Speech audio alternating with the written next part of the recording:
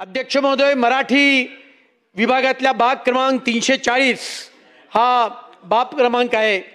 मराठीच्या संदर्भामध्ये बरंच काही या सदनामध्ये बोललं गेलं आणि मराठीच्या संदर्भामध्ये काही लोकांनी राजकारण करण्याचा सुद्धा प्रयत्न करतायत। मराठीचा सन्मान राखण्याचं काम, मराठी भाषेला अभिजात भाषेचा दर्जा देण्याचं काम या राज्यामध्ये कोणी केलं असेल तर ते भारतीय जनता पार्टी आणि महायुतीच्या सरकारने केलेलं आहे।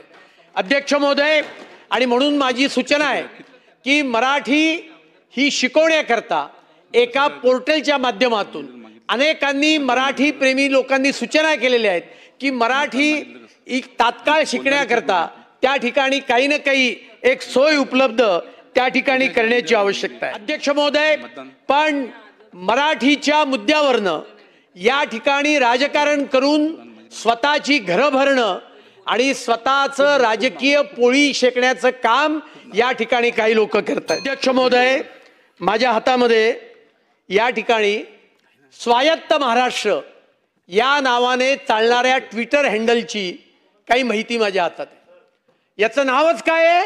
स्वायत्त महाराष्ट्र।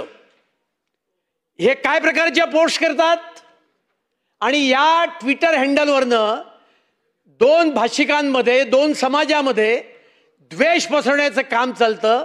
एवढंच नव्हे तर स्वायत्त महाराष्ट्र या नावाखाली एक पोस्टनी काय केली आहे की 1947लाच महाराष्ट्राचं वेगळं राष्ट्र करण्याची आवश्यकता होती अशा प्रकारचे देशद्रोही पोस्ट या स्वायत्त महाराष्ट्र नावाच्या एक्स हँडलवरनं, ट्विटर हँडलवरनं केल्या जातात।